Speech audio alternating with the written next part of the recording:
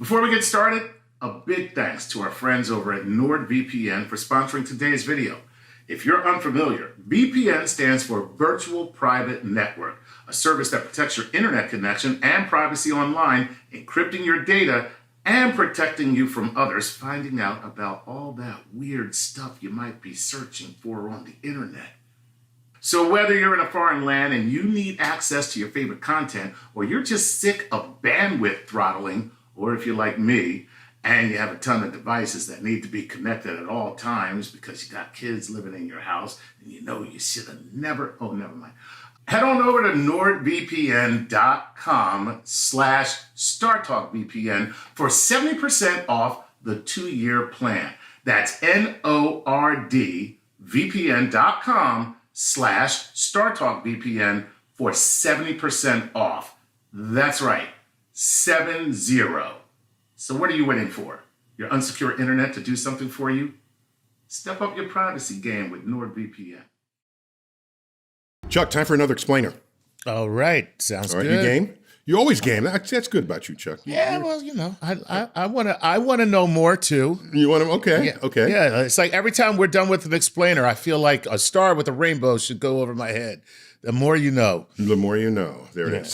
So we recently did an explainer. You could probably find it in our pages on boiling water. Oh yeah, that was good. There was a lot going on there. So I thought, why not talk about freezing water? Okay. Okay. I mean, why not? All right. And you got a problem with that? No, I don't. I mean, yeah. I mean, freezing water doesn't do much for me as much as boiling water. Yeah, boiling is pretty useful. Yeah. Right.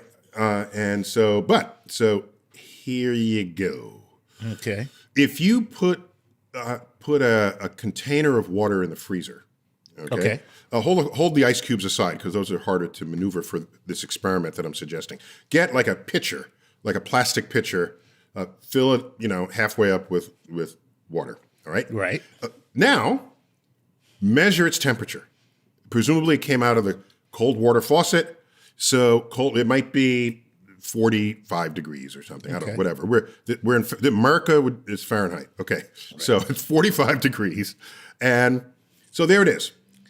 You write it down, put down what time you made that measurement. Okay? Come back an hour later. Okay. Measure the temperature. It might be 40 degrees. Okay. Write down the time and the temperature. All right. And you come back again. It might be 35 degrees. Mm-hmm. Go come back and write it down. So what's happening is there is heat inside the water that the colder air in the refrigerator is sucking out of it. Okay. Sucking, that's the wrong word there. It is extracting it. Right. So the water is losing heat to the air in the freezer. Are we together? Makes sense. Okay. By the way, if you don't have like a big freezer and you have like a little freezer, just use a plastic cup. It'll work just the same, except it'll freeze faster because there's less water in a plastic cup. So maybe make your trips every 30 minutes to do this. All right. Also, if you have it in a pitcher and you put it in the little freezer, you'll just spill it all over the freezer and you'll just end up with a block of ice. A block of ice, right. Yeah. Okay. So let's keep doing this. So all this heat energy is going into the air, and then you have compressors and things that are taking the heat out of the heated air that's in the freezer itself, and it goes onto the coils in the back of the freezer. Right. And that's why the back of every freezer is warm. Yeah. That's the heat that used to be in the food you put inside the freezer. That's why mice like to build their little nest under there. Yes, they do, because they're mammals and they like staying warm the way we do. Right. Okay? Okay. So let's go back. What was the last temperature we measured, Chuck? 40. So 40, and then we do it again, it's 35. Then you do it again, like a half hour later, it's 32 degrees. Okay. Okay. Oh, wait a minute. And you see some ice starting to form on the top surface. Yes, right. Okay. All right. Well, it's just a film. Just break through it, put the thermometer in, take another measurement, half hour later. It's still 32 degrees. Okay. Okay. Take the thermometer out, leave it in another half hour, go back. There's more frozen. But there's still some water down there. Punch through, take the temperature. It's still 32 degrees. It's still 32 degrees. Well, this doesn't sound like the water is really cooperating with this process. I'm just going to say, everything was going perfectly. The water didn't get the memo. Okay. And then the water didn't get the memo that, hey, we're supposed to be dropping in temperature because we're freezing. Okay. So at this point, more and more is getting cold. So why don't you leave the thermometer in there? If it's one of these meat thermometers, you can see what do vegetarians have. It's just got the little metal prong on the end. Did the vegetarians call them meat thermometers? I don't know. Casserole thermometer. So at the top, you can read it while it's in there. So just leave it in there and then go back another half hour. It's still 32 degrees. So you had been dropping the temperature over a couple of hours or a couple of intervals of 30 minutes, and then the temperature stopped dropping. Okay. It stopped dropping. The freezer's still working. Yeah. It's still pulling heat out of the cup. And the thing is still freezing. Okay. And so eventually the entire thing freezes. Right. You go back, look at the thermometer, it's still 32 degrees. Okay. Then take another half hour break, go back. Now it's 30 degrees. What? Go back. Now it's 25 degrees. Okay. Now it's 20 degrees and then 15 degrees. And if you're a good red-blooded, healthy freezer, it's 10 degrees, 5 degrees. And most freezers will get you between 0 and 5 degrees. Whoa. So why the plateau? Why the plateau? Because it takes energy to completely stop the moving molecules in liquid water. Ooh, okay. That takes energy. So while you are slowing down the moving molecules, right? Okay, and the temperature is dropping because the temperature is the average speed with which the molecules are vibrating, the average kinetic energy of the molecule. So as that happens, the molecules get to a point where they can't vibrate any slower without becoming solid. So they're just like, I can't do no more. I just can't do no more. I'm so tired. Is that what they sound like? I'm so tired of vibrating. You can listen to the molecule. It just never ends. Scarlet, I can't. Scarlet, I can't. I do declare, I'm just exhausted. I'm just exhausted. And bam, then you become frozen. Go on without me. Just go on without me. Oh, shit. I do declare that is the phrase that would be spoken in that moment at that time. And so all that extra energy getting taken out of the water is serving to create the ice. Wow. Okay. Then when the ice is frozen, we have solid water. And those molecules have vibrations too, but now they're vibrating in a solid lattice, all right?